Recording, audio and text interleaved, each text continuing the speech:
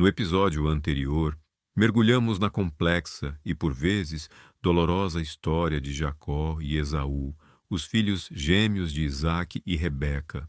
Testemunhamos a rivalidade que começou no ventre materno, a desvalorização da primogenitura por Esaú e o engano de Jacó, orquestrado por Rebeca para obter a bênção de seu pai.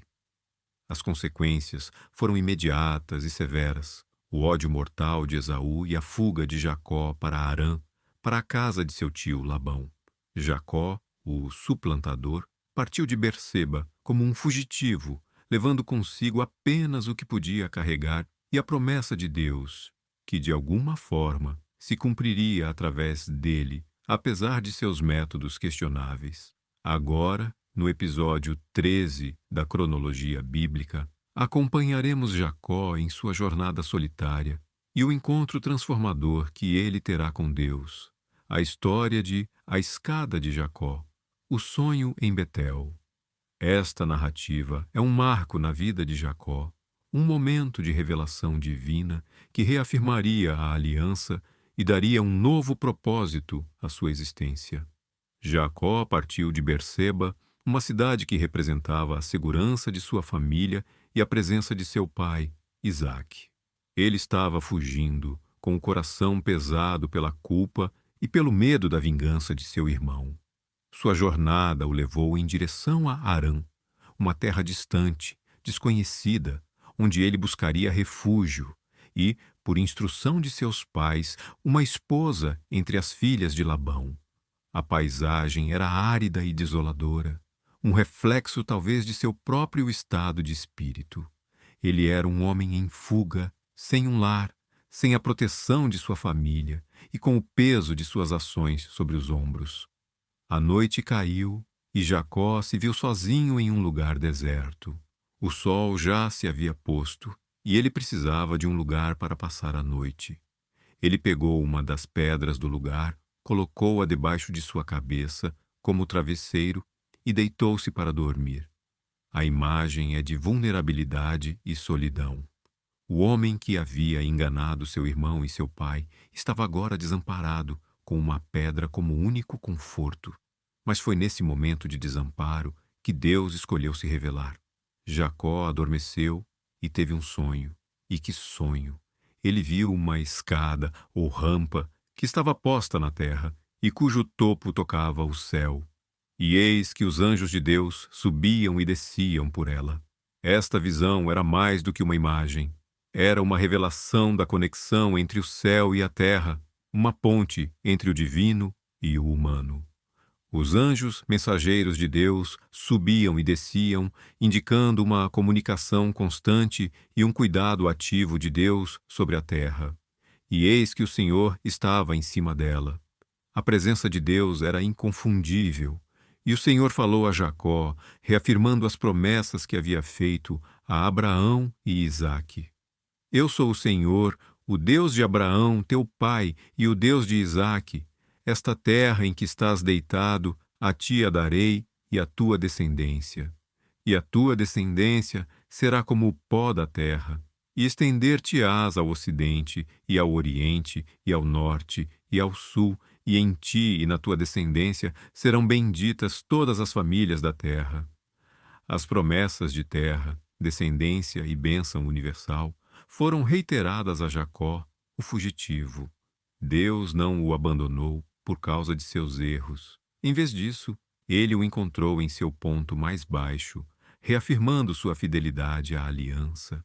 Mas Deus não parou por aí. Ele fez uma promessa pessoal a Jacó, uma garantia de sua presença e proteção. E eis que estou contigo, e te guardarei por onde quer que fores, e te farei tornar a esta terra, porque não te deixarei, até que haja cumprido o que te tenho falado. Esta foi uma promessa de companheirismo, proteção e retorno. Jacó não estava sozinho. Deus estava com ele e o traria de volta à terra da promessa. Quando Jacó acordou de seu sono, ele estava maravilhado e temeroso. Na verdade, o Senhor está neste lugar, e eu não o sabia. Ele percebeu que aquele lugar, que ele considerava apenas um deserto, era na verdade a casa de Deus, a porta do céu. E temeu e disse: quão terrível é este lugar! Este não é outro lugar senão a casa de Deus, e esta é a porta dos céus. Jacó se levantou de madrugada, pegou a pedra que havia usado como travesseiro e a pôs como coluna, derramando azeite sobre ela. Este ato era uma forma de consagrar o lugar, transformando-o em um memorial da presença de Deus. Ele chamou o nome daquele lugar de Betel, que significa casa de Deus. Antes, o nome do lugar era Luz, mas agora, por causa da revelação divina, ele recebeu um novo nome e um novo significado. E Jacó fez um voto a Deus, uma resposta à promessa divina.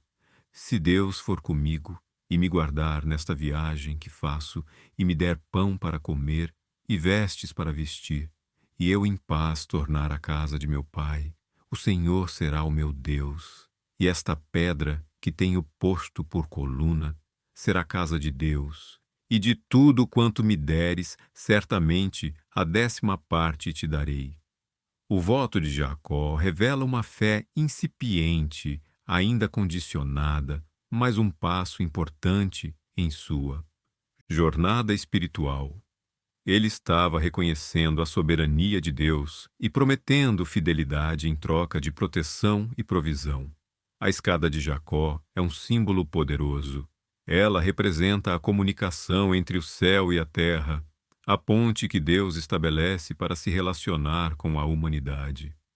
No Novo Testamento, Jesus se identifica como essa escada, dizendo a Natanael: em verdade vos digo que vereis o céu aberto e os anjos de Deus subindo e descendo sobre o Filho do Homem.